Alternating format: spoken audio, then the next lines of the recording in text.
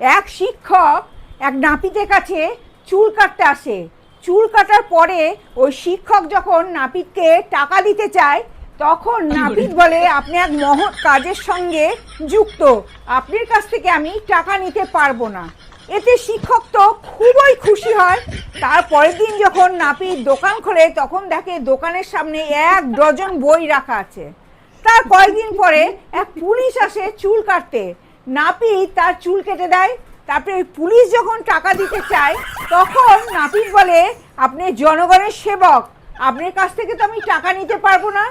পরের দিন যখন নাপিত দোকান খোলে, তখন দেখে 1 ডজন কমলা লেবু রাখা আছে দোকানের সামনে।